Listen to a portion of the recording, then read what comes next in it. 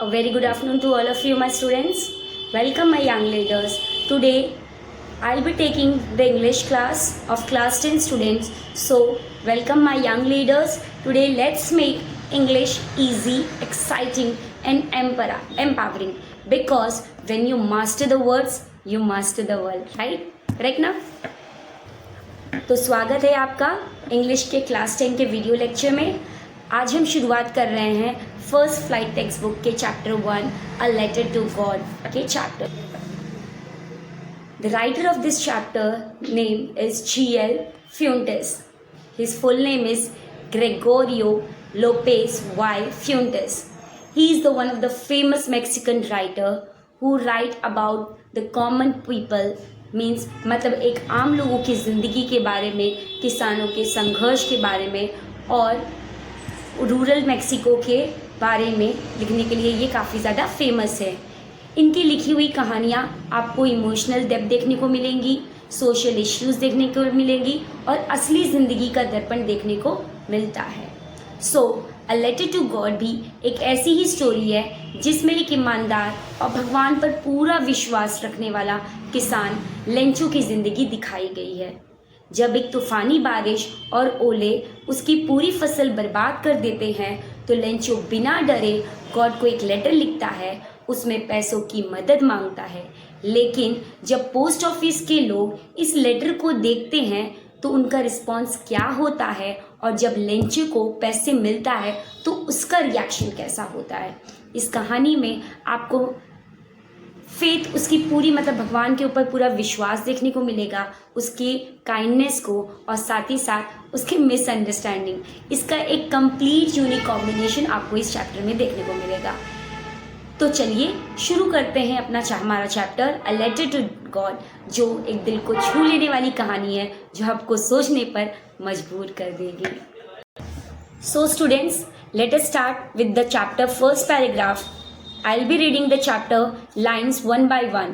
मैं आपको चैप्टर का हर एक लाइन का, हर एक वर्ड का मीनिंग बताऊंगी और आपको जहाँ पे भी जो वर्ड आपको डिफ़िकल्ट लगे मैं उसकी मीनिंग बताऊंगी, तो प्लीज़ आप उसको नोट डाउन करते जाइएगा, ठीक है। So let us start. तो फर्स्ट पैराग्राफ है, let us start. The house, the only one in the entire valley, sat on the crest of a low hill. इसका मतलब क्या है? एक अकेला घर इस पूरी घाटी में, वैली, एंटायर वैली का मतलब पूरी घाटी में एकमात्र ये अकेला घर था। और set on the crest of a wall.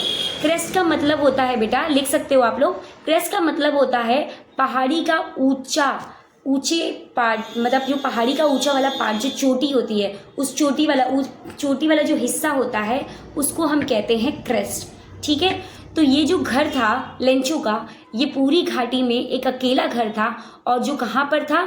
इस पहाड़ी के चोटी पर, ठीक है।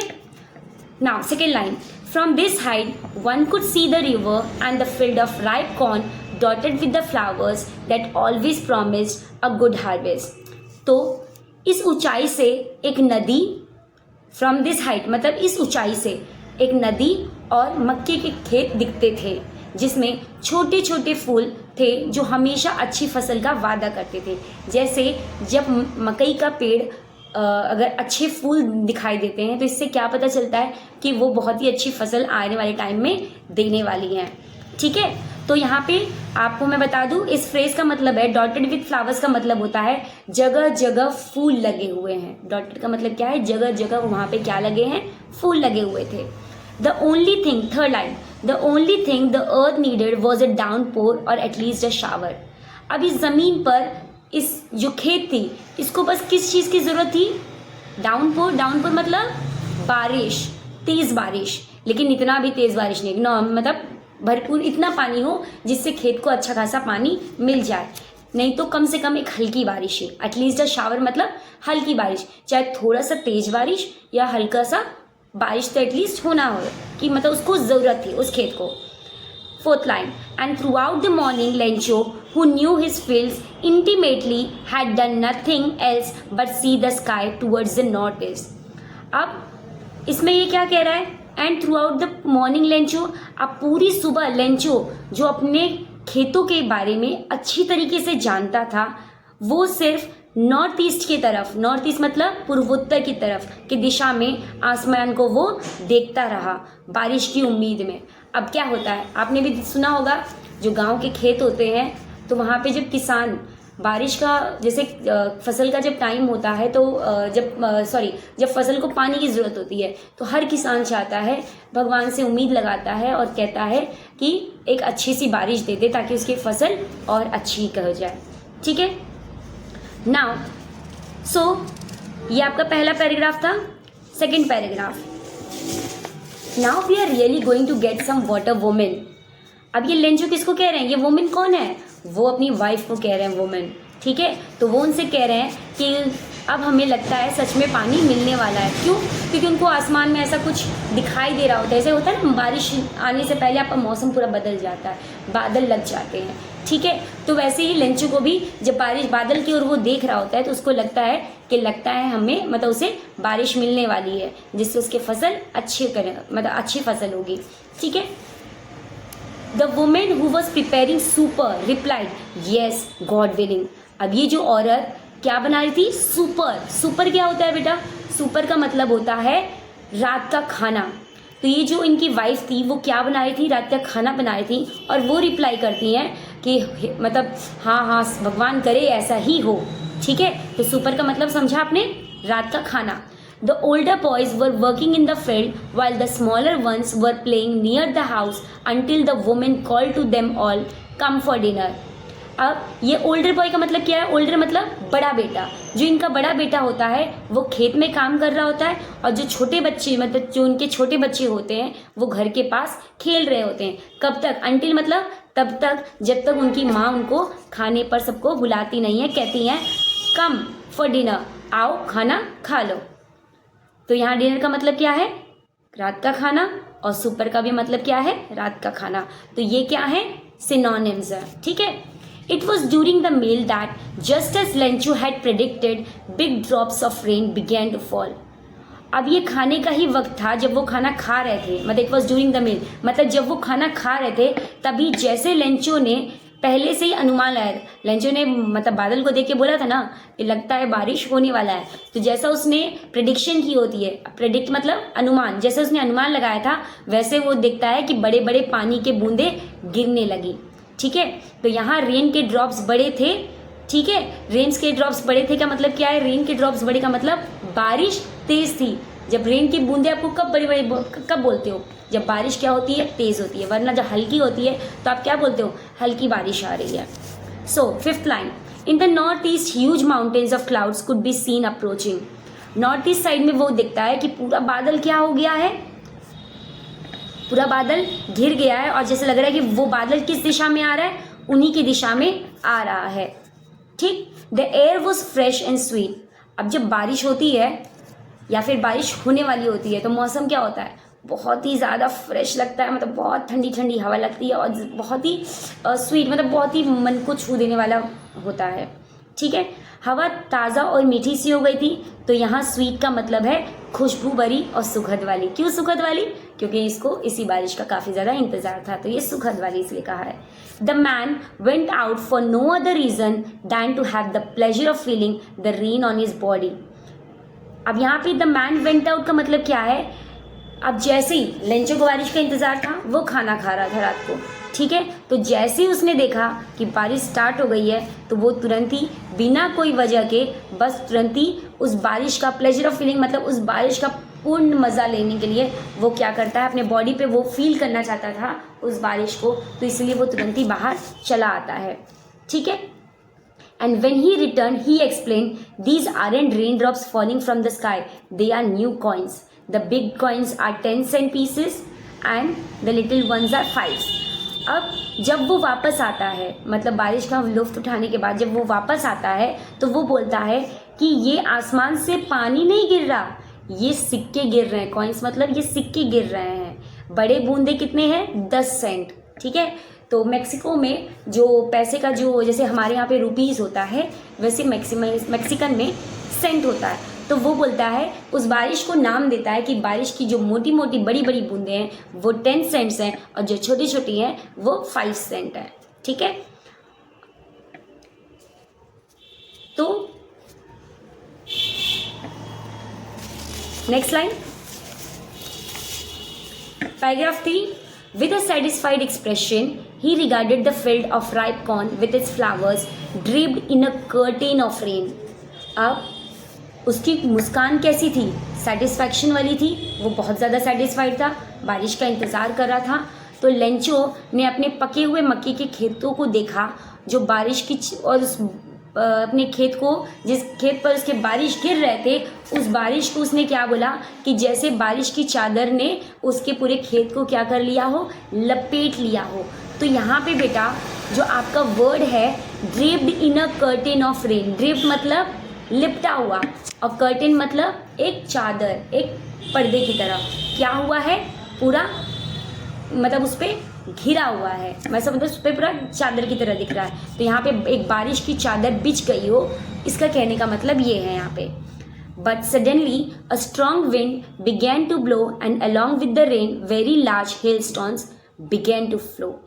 अब यहाँ पे लेकिन अचानक क्या होता है, जो बारिश से उसको काफ़ी उम्मीद थी कि बारिश अच्छी हो रही है, लेकिन अचानक से एक बड़ी तेज़ सी हवा चलनी होती है। क्या होता है, जैसे जब बारिश जब और तेज़ होने लगता है तो क्या होता है, एक तूफान जैसा आता है और जैसा लगता है कि बारिश की स्पीड और क्या होने वाली है, बढ़ने वाली है। ठीक है, तो यही ऐसे ही एक अचानक से तेज़ वाली हवा चलने लगती है और बारिश के साथ साथ बड़े ओले भी गिरने लगते हैं। अब यहाँ पे हेलस्टोन का भी मतलब क्या है, ओले। ओले हम किसको कहते हैं, जब बड़े बड़े ये जैसे कि बर्फ़ गिरता है ना, अभी जल्दी बारिश हुई थी, आप लोगों को पता होगा कि बारिश जैसे ही स्टार्ट हुई थी तो मोटे मोटे ये बर्फ़ के पत्थर की तरह गिर रही थी। तो वैसे ही जब ये खूब तेज़ सा हवा चलने लगा तो वो बड़े बड़े ओले भी गिरने लगे। ठीक है, तो हेलस्टोन का मतलब क्या है यहाँ पे, ओले, जो बर्फ़ के टुकड़े होते हैं। ठीक है, लिख लिया। These truly did resemble new silver coins, ये ओले वाकई नए चांदी के सिक्के जैसे लग रहे थे। क्यों बोला ऐसा, चांदी के सिक्के जैसे? चांदी का सिक्का कैसा होता है, एकदम सिल्वर, और सिल्वर क्या होता है, एकदम शाइन कर रहा होता है। ठीक है, तो इस ये ओले क्या था, बर्फ़ का टुकड़ा। तो बर्फ़ का टुकड़ा जब दिन में जो बर्फ़ का टुकड़ा जब वो ज़मीन पर गिरे और चमकने लगे तो उसको किससे मतलब कंपेयर किया गया है, सिल्वर के कॉइन से। ठीक है, यहाँ फिर से एक मेटाफर है जिसको ओले को पैसे से कंपेयर किया गया है। तो ये आपका फिगर ऑफ स्पीच भी आप देख सकते हो कि यहाँ पे इसको आइस को कॉइन से कंपेयर किया गया है। So this is metaphor. ठीक है, यहाँ पे लाइक वर्ड का यूज़ नहीं हुआ है बेटा, तो इसीलिए ये मेटाफर है। अगर लाइक वर्ड का यूज़ होता तो ये क्या होता, सिमिले होता। ठीक, so the boys exposing themselves to the rain ran out to collect the frozen pearls. अब जो लेंचू के जो बच्चे थे वो क्या थे, वो भी बाहर जाके इस बारिश का मज़ा लेना चाहते थे और साथ ही साथ जैसे मैंने बताया कि ओले गिर रहे थे। ओले मतलब बर्फ़ का छोटा छोटा टुकड़ा।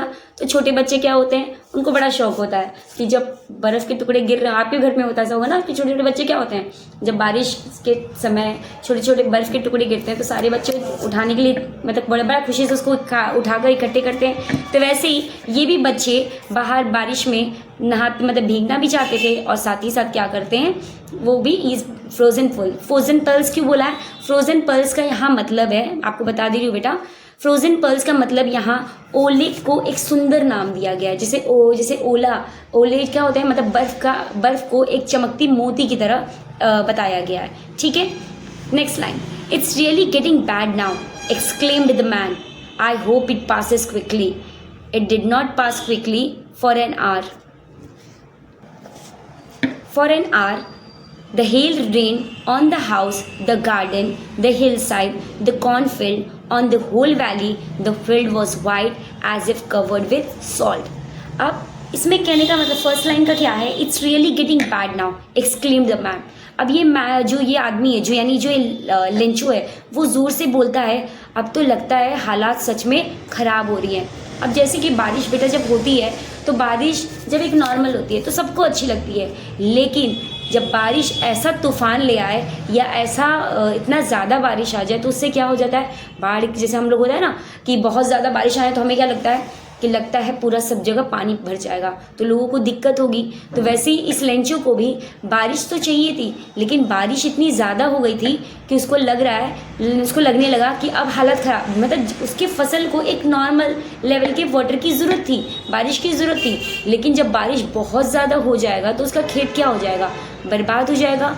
ठीक है, तो वैसे वो भी कहता है कि हालात अब कैसा लग रहा है, ख़राब लग रहा है, और मैं उम्मीद करता हूँ, I hope it passes quickly, मैं उम्मीद करता हूँ कि जल्दी से ये बारिश जो इतनी तेज़ हुई है वो हल्की हो जाए या ख़त्म हो जाए। ठीक है, लेकिन क्या होता है, it did not pass quickly, मतलब लेकिन ये जल्दी बारिश नहीं थमा। तो ये लाइन आसान और प्रभावित करने वाली है, जो बताती है कि लेंचो को जो पानी की उम्मीद थी, जो इस बारिश की उम्मीद थी, उस बारिश का सीधे उल्टा हो गया उसके साथ। ठीक है, तो for an hour the hail rain on the house, the garden, the hillside, the cornfield, on the whole valley. अब क्या हुआ, ये जो हेल स्टॉर्म बताया था ना, ओले होता है, तो उसे कहने का मतलब क्या है, कई घंटों तक जो ओले थे उसके घर पर, उसके बगीचे में, उसके पहाड़ी में, उसके मक्के के खेत पे और पूरी घाटी पर गिरते रहे, बस गिरते रहे। यहाँ दिखाया गया है कि गले ने इसकी जगह नहीं छोड़ा। यहाँ मतलब इस स्टेटमेंट का मतलब ये है कि ये जो ओले हैं उसने किसी भी जगह को नहीं छोड़ा, मतलब ये ओले उसके घर पे भी गिरता है, बगीचे पर भी गिरता है, मक्के के खेत पर भी गिरता है, पूरी घाटी पे, साथ मतलब पूरी घाटी मतलब हर जगह ओले पड़ रहे थे, मतलब बर्फ़ के ये पत्थर गिर रहे थे, छोटे छोटे बर्फ़ के टुकड़े गिर रहे थे। The field was white as if covered with salt. अब जो फील्ड था, जो उसका खेत था, वो पूरा क्या मानो जैसे सफ़ेद हो गया। क्यों सफ़ेद हो गया, क्यों ऐसा बोला, क्योंकि जो ओले के जो टुकड़े थे, मतलब जो बर्फ़ का टुकड़ा था, वो क्या हो गया, वो पूरा छोटा छोटा जब चारों ओर गिर गया तो क्या हो गया, उससे पूरा वाइट पड़ गया। पूरा खेत कैसा दिखने लगा, पूरा वाइट दिखने लगा। और जैसे कि अब वाइट वाइट टुकड़े आपने देखा होगा, या मम्मी से बोलना कभी, अपनी मम्मी या पापा से, कि जो पहले जो जैसे कि जो नमक आती थी, वो ना खड़े खड़े छोटे छोटे खड़े खड़े टुकड़े आते थे नमक के, तो वो भी एकदम सफ़ेद, जैसे सफ़ेद बर्फ़ होती है छोटी छोटी, वैसे वो भी हुआ करती थी। ठीक है, तो उसी की तरह उसने डिस्क्राइब किया है कि वो जो ओले खेत पर पूरा गिरा हुआ था, तो इस तरीके से पूरा वो बीज किया था उस पर, जैसे लग रहा था कि पूरा खेत किससे ढका हुआ है, नमक से ढका हुआ है। ठीक है, it did not pass quickly, sorry paragraph 5 पे थे हम लोग। Not a leaf remained on the trees. Not a leaf remained on the trees का मतलब पेड़ पर एक भी पत्ते नहीं बचे थे। ये ओले जो पड़ रहे थे, ये बर्फ़ के टुकड़ों से जो पेड़ पे जो पत्ते थे वो भी सारे गिर गए थे, एक भी पत्ता पेड़ पर नहीं था। The corn was totally destroyed. Corn मतलब मकई, तो ये मकई का फसल क्या था, वो पूरा डिस्ट्रॉय हो गया था, खराब हो गया था। क्यों, क्योंकि ज़रूरत से ज़्यादा उस पर बर्फ़ या पानी गिर चुका था। ठीक है, the flowers were gone from the plants. अब ये जो मकई के खेत में जो फ्लावर्स मैंने बताया था आपको इसके पहले कि पूरा जो फील्ड है वो डॉटेड विद द फ्लावर्स है, मतलब पूरी जगह जो फूल दिख रहे थे। अब इस ओले, इतना तेज़ बारिश की वजह से जो ओले गिरे, इस ओले की वजह से उस मकई पर एक भी फूल भी नहीं रहा, वो भी सारा बर्बाद हो गया, वो भी सारा गिर गया। Lencho soul was filled with sadness.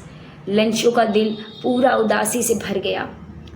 यहाँ सोल का मतलब है पूरा मन और उसका जज्बात। यहाँ पे सोल का दोनों मतलब बताया गया, उसके मन की भी बात कही गई है, उसके जज्बात, उसके मन और जज्बात दोनों पूरी तरीके से क्या हो गए थे, दुखी हो गए थे।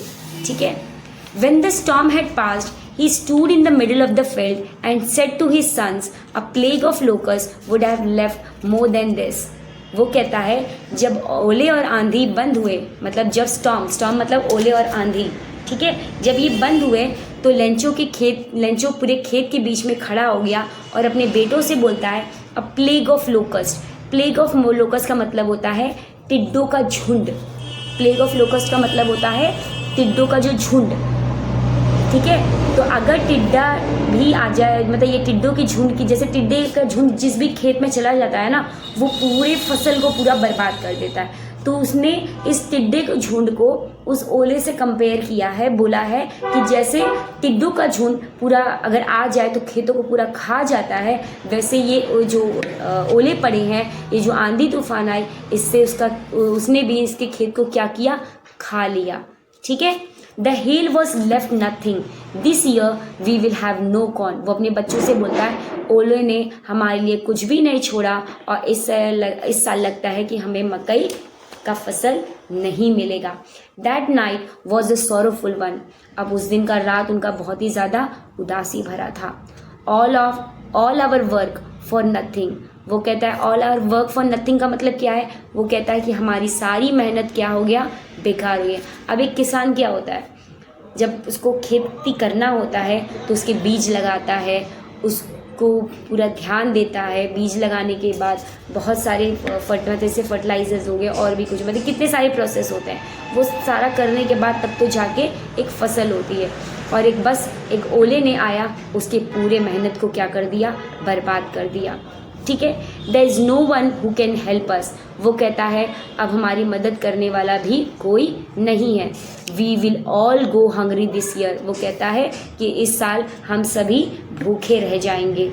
ठीक है। यहाँ पर वो अपनी पूरी फैमिली को अपना दुख और बेचारी हालत वो महसूस करता है। ठीक है। तो we have completed the first part of the chapter, जिसमें आपने क्या देखा कि एक लेंचू है। एक समरी में बताती हूँ, इस चैप्टर में क्या है, एक लेंचू है जो वो कौन है, फार्मर है जो कहाँ पे रहता है, उस पूरी घाटी के चोटी पे एकमात्र उसका घर होता है और जो उसने क्या कर रहा होता है, मक्के की खेती से अपना घर का गुजारा कर रहा होता है। और उसने जब मकई का खेत लगाया, मतलब मकई का बीज लगाया होता है, तो उसके जो मकई का जो पेड़ होता है उसमें फूल आने से उसे क्या लगता है कि अगर एक अच्छी बारिश हो जाए तो उसका फसल बहुत ज़्यादा अच्छा हो जाएगा। इसी से वो क्या करता है, उम्मीद लगाता है, भगवान से कहता है कि एक नॉर्मल सी बारिश हो जाए जिससे उसके खेत को एक कंप्लीट वाटर मिल जाए, जिससे वो खेत की फसल और बढ़िया हो जाए, मतलब उसको एक अच्छी आमदनी मिल सके। ठीक। लेकिन क्या होता है, उसी का उल्टा हो जाता है। शुरू में जब बारिश आता है, जैसे उसने अनुमान लगाया होता है, शुरू में जब बारिश आता है तो उसको लगता है कि भगवान ने उसकी सुन ली, लेकिन कुछ टाइम के बाद वो देखता है कि पूरे बादल ऐसे घिर गए हों जैसे उसको मतलब उसको फील हो जाता है कि नहीं अब हालात क्या हो रहे हैं, ख़राब हो रहे हैं। और फिर इससे क्या होता है, बारिश की जगह पे ओले गिरने लगते हैं, मतलब बर्फ़ के टुकड़े गिरने लगते हैं, जिसकी वजह से आसपास के पूरे घाटी के जितने भी पेड़ रहते हैं उस पे से सारे पत्ते गिर जाते हैं और इसके जो मकई के खेत का जो फूल लगा होता है वो भी सारे नीचे गिर गए होते हैं। इससे ये लेंचू जो होता है बहुत ज़्यादा दुखी हो जाता है और कहता है कि लगता है हमारी पूरी मेहनत बर्बाद हो गई और इस साल उन्हें भूखा रहना पड़ेगा। ठीक है, समझ में आया? तो पहला ओरल कॉम्प्रिहेंशन क्वेश्चंस करते हैं। चलो देखते हैं आप लोग को समझ में आया कि नहीं। What did Lencho hope for? Question का मतलब क्या है, what did Lencho hope for, मतलब लेंचू ने क्या उम्मीद लगाई थी? लेंचू ने क्या उम्मीद लगाई थी? लेंचू ने उम्मीद लगाई थी कि बारिश हो जाए जिससे उसकी जो मकई की जो खेत है वो अच्छा फसल दे। तो इसको क्या बोलेंगे? Lencho hope that it would rain so that his corn crops would grow well and give a good harvest. Harvest मतलब फसल, मतलब अच्छे से उग जाए और अच्छी फसल दे। क्वेश्चन नंबर 2, वाई डिड लेंचू से the rain drops were like new coins? Question क्या पूछ रहा है, क्यों लेंचू ने इन बारिश की बूंदों को एक नए सिक्का कहा है? तो वो क्यों कहता है? क्योंकि जितने भी बूंदे उसके खेतों में गिर रहे हैं उसी हिसाब से अच्छी फसल होगी और वैसे ही उसको वो फसल उसको आमदनी देगी। तो उसने हर एक फसल के बड़े बूंदों को 10 सेंट का कंपेयर किया और छोटी बूंदों को 5 सेंट से कंपेयर किया, जिसको बेचकर वो अच्छी आमदनी करेगा। How did the rain change? Question number 3, how did the rain change? What happened to Lencho's field? मतलब बारिश में क्या बदलाव आया, क्या हुआ? शुरू में क्या था कि बारिश अच्छा था, correct. At first the rain was good but soon strong wind came. लेकिन जल्दी क्या हुआ, एक बहुत ही बड़ी तूफान आई और क्या गिरने लगे? हेल स्टोन स्टार्टेड फॉलिंग, मतलब ओले गिरने लगे। The hail stone destroyed everything in Lencho's fields including the corn, the plants and the trees. वो जो ओले थे उसने उसके खेत के पूरे फसल को क्या मतलब उसके पूरे कॉर्न को मतलब कॉर्न का जो मतलब जो मक्के की जो पेड़ थे पौधे थे उन सबको उस ओले ने क्या कर दिया, बर्बाद कर दिया। Question number 4, what were Lencho's feelings when the hail stop. जब ये ओले पड़ने बंद हो गए तो लेंचो ने कैसा फील किया, मैंने बताया था लेंचो को कैसा फील हुआ। लेंचो बहुत ही ज़्यादा क्या हो गया था, दुखी हो गया था और जैसे लगा कि अब कोई उम्मीद नहीं रही है। तो क्या बोलेंगे इसको, when the hail stop Lencho felt very sad and hopeless. He realised that this his crops would be was destroyed and his family would have nothing to eat for this year। मतलब उसको ये महसूस होता है, इस बारिश के ओले से वो अंदाज़ा लगा लेता है कि उसका खेत पूरा बर्बाद हो गया होगा और इस साल उसका पूरा परिवार भूखा रह जाएगा। समझ में आया।